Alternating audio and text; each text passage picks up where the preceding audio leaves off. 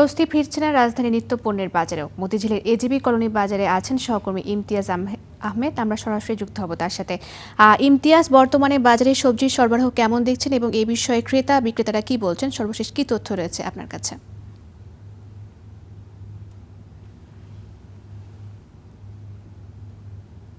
ফারিহা, সরবরাহ ব্যবস্থা স্বাভাবিক রয়েছে। অর্থাৎ এর আগে যখন আমরা দেখেছি বর্ষার সময় সরবরাহ কিছুটা বিঘ্নিত হয়েছিল, সেই অবস্থা কিন্তু এখন আর নেই। বাজারে যথেষ্ট পরিমাণ সবজি রয়েছে, তবে দাম কিন্তু অনেকটাই চড়া। গত সপ্তাহে আমরা জানিয়েছিলাম যে তার আগের সপ্তাহের তুলনায় দাম কিছুটা বেশি ছিল। এই সপ্তাহে এসেও কিন্তু পরিস্থিতি একই রকম রয়েছে। গত সপ্তাহে যে কাঁচামরিচ আমরা যে মনটা দেখিয়েছিলাম যে ৩০০ টাকায় পৌঁছে গিয়েছিল, সেই কাঁচামরিচ কিন্তু এই সপ্তাহে এসে ৩০০ টাকা পার হয়ে গেছে। আমরা যে কাঁচা বাজারটিতে রয়েছি, এখানে আমরা দেখেছি যে ৩২০ টাকায় কাঁচামরিচ বিক্রি হচ্ছে এবং বেগুনের কেজি আমরা দেখেছি ১৮০ টাকা এবং অন্যান্য যে সবজি রয়েছে সব ধরনের সবজির দামই কিন্তু মোটামুটি ঊর্ধ্বমুখী বলা যায়।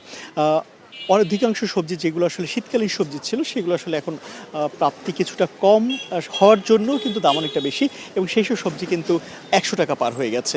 তবে এছাড়া অন্যান্য যে সবজি রয়েছে সেগুলো কোনোটাই কিন্তু ৫০ টাকার নিচে পাওয়া যাচ্ছে না।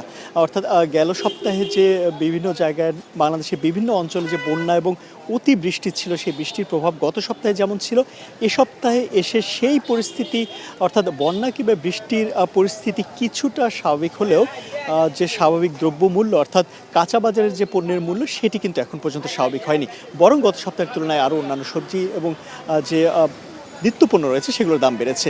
পেঁয়াজের দাম আমরা গত সপ্তাহে জানিয়েছিলাম যে যেটি আসলে ৪০ টাকা পার হয়ে গিয়েছিল, ৫০ টাকা ছুঁই ছিল, সেটি এ সপ্তাহে এসে ৫০ টাকা পার হয়েছে।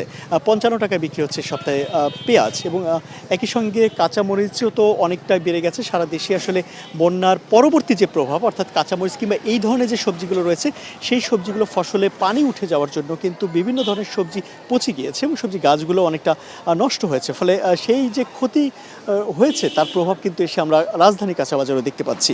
এখানেও আমরা দেখেছি যে অধিকাংশ যেসব সবজি পচনশীল রয়েছে, অর্থাৎ যেসব সবজি গাছগুলো পচনশীল সেই সবজির দাম কিন্তু বেড়েছে। তবে সরবরাহ ব্যবস্থা এখন পর্যন্ত আমরা তেমন কোনো ঘাটতি দেখিনি, সরবরাহ যথেষ্টই রয়েছে। তবে দরদাম নিয়ে কিছুটা ক্ষোভ রয়েছে ক্রেতাদের সঙ্গে আমরা কথা বলে যেমনটা তারা যেমনটা বলছেন, অর্থাৎ বৃষ্টির জন্য দ্রব্যমূল্য কিছুটা বাড়বে এটা তারা স্বাভাবিক মনে করলেও কিন্তু সেই তুলনায় দরদাম অনেকটাই বেশি বেড়ে গেছে বলে কিন্তু ক্রেতারা অভিযোগ করছেন। তারা বলছেন যে দরদাম কিছুটা বাড়তে পারে, তবে সেটি আসলে সহনীয় মাত্রা ছাড়িয়ে গেছে এবং এ বিষয়ে সরকারি নজরদারি বাড়ানোর কিন্তু দাবি করেছেন ক্রেতারা। ফারিহা,